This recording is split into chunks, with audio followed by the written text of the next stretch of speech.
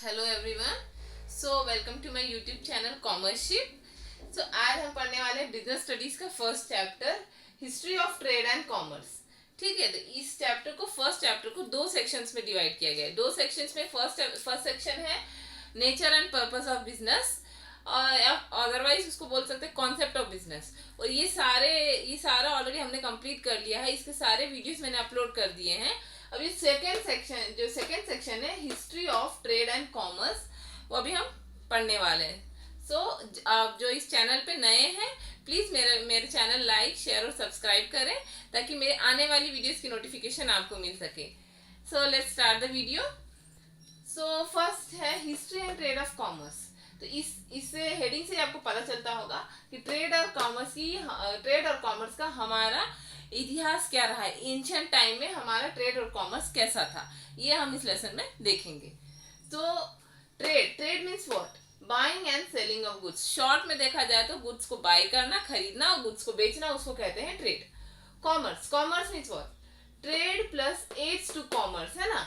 Trade करना, goods बेचना, खरीदना, प्लस साथ में उसके और क्या करते हैं, जो सर्विसेज प्रोवाइड करते हैं डिस्ट्रीब्यूट करने के लिए। हम गुड्स को बनाते हैं, ठीक है, प्रोड्यूस करते हैं, मैन्युफैक्चर करते हैं, उसको सही जगह पे पहुंचाना, उसको कैसे स्टोर करना है, फिर उसके बाद से उसको हमें अगर कोई गुड्स बनाना है तो हमें फाइनेंस कहाँ से आएगा, ये सब कौन प्रोवाइड करता है? कॉमर्स के थ्रू हमें मिलता है। ठीक है, तो इसीलिए बोलते हैं commerce equals to trade plus ads to trade, right. अब पढ़ेंगे history of trade and commerce. First point है trade is done through two routes. तो एंशिएंट टाइम में दो रूट के थ्रू ट्रेड होता था, राइट। तो पहला रूट था सी रूट और सेकंड था सिल्क रूट। तो सी रूट को हम मैराइन रूट और स्पाइस रूट भी बोलते थे, और सिल्क रूट या टेक्सटाइल रूट भी बोलते थे। तो सी रूट को स्पाइस रूट इसलिए बोलते थे क्योंकि यहाँ पे स्पाइसेस का ज़्यादा, हाँ मतलब स्पाइसेस का ट्रेड यहाँ से ज़्यादा होता था, और सिल्क रूट में टेक्सटाइल का ट्रेड ज़्यादा होता था। मैराइन रूट सी, मैराइन पानी, वाटरवेज, ये जो था वाटरवेज के थ्रू जुड़ा हुआ था, और जो सिल्क रूट था वो लैंड के थ्रू जुड़ा हुआ था। ठीक है, तो वेस्ट और ईस्ट को स्पाइस रूट है, वो रूट वेस्ट और ईस्ट को कनेक्ट करता था। और जो सिल्क रूट है वो क्या करता था, अडजॉइनिंग फॉरेन कंट्रीज को लैंड के थ्रू कनेक्ट करता था। Agriculture and domestication of animals helped for earning livelihood. उस जमाने में पशुपालन करते थे लोग, और अपना जीवन यापन करते थे। Archaeological evidence said that trade was carried out in India in ancient days. Okay, तो एंशिएंट डेज में ट्रेड बहुत अच्छे से होता था। हमारा ट्रेड जो था फॉरेन कंट्रीज के साथ बहुत अच्छा था एंशिएंट टाइम में। इसका प्रूफ है आर्कियोलॉजिकल के थ्रू, ये लोग ने प्रूफ किया है। ठीक है, तो एंशिएंट टाइम में जैसे जैसे पहले कैसे होता था और धीरे धीरे ट्रेड कैसे चेंज हुआ है, अब हम किस पोजीशन पे है, वो इसमें हम देखेंगे। तो इसको 8 पॉइंट्स में हमने ये हिस्ट्री और ट्रेड ऑफ कॉमर्स को हमने एक्सप्लेन किया है, जिसमें अभी हम 4 पॉइंट्स देखेंगे, और नेक्स्ट वीडियो में मैं आपको नेक्स्ट 4 पॉइंट एक्सप्लेन करूंगी। तो अभी हम क्या देखने वाले हैं, तो इंडिजीनियस बैंकिंग देखेंगे, फिर rise of intermediaries, transport and then merchant corporation. ये 4 पॉइंट्स हम अभी देखेंगे, और बाकी major trade centres, import and export items, position of Indian subcontinent in the world economy और रीबिल्डिंग ऑफ इकोनॉमी, ये हम नेक्स्ट वीडियो में देखेंगे, राइट। अब स्टार्ट करते हैं यहाँ वाला indigenous banking. What is indigenous banking? यहाँ पे मैंने लिखा है इंडिजीनियस बैंकिंग क्या है, कैसा हुआ, कैसे होता था।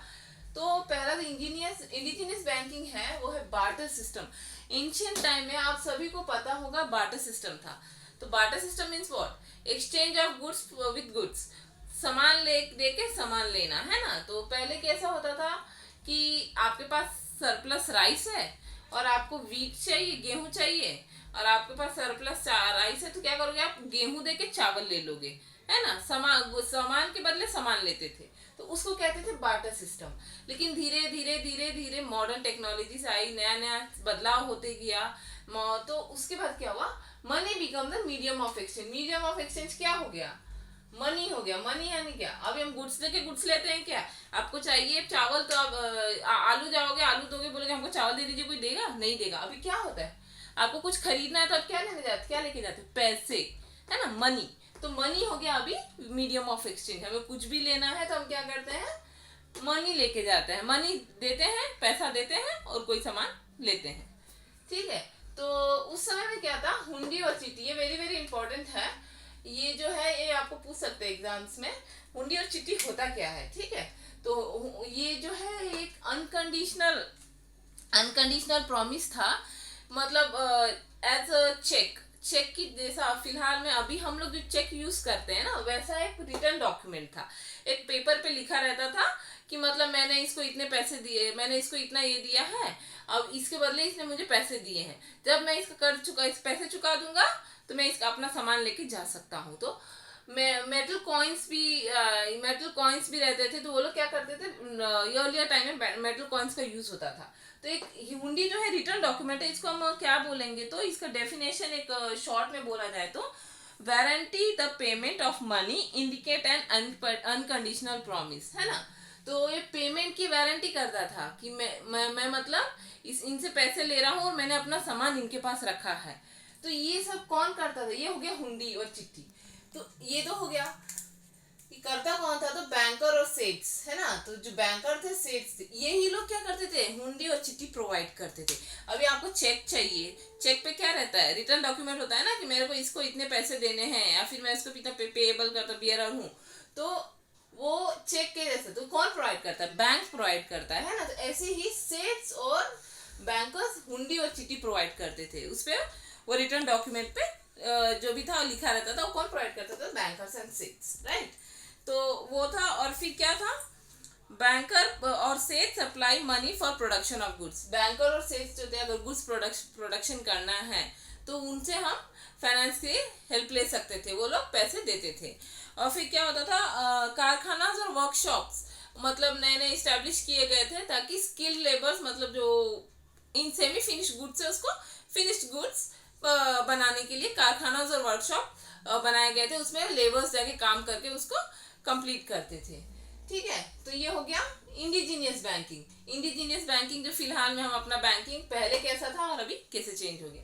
अब नेक्स्ट है rise of intermediaries, second point. तो rise of intermediaries means what, people who help financially, है ना। हमारे इंटरमीडियरीज मिडिल मैन, लाइक जैसे कि मिडिल मैन जो फाइनेंस के लिए फाइनेंशियली हेल्प करते थे हमको। एक बिजनेस सेटअप करना है या फिर कोई चीज करना है, तो बीच में एक आदमी रहता था इंटरमीडिएट, उसको बोलते हैं इंटरमीडियरीज। अब जैसे कि एग्जांपल ले लिए हैं यहाँ पे कमीशन एजेंट, है ना। आपका कोई काम करा देगा, उसके लिए वो क्या लेगा, पैसे लेगा, है ना। तो बीच में वो मिडिल मैन हो गया।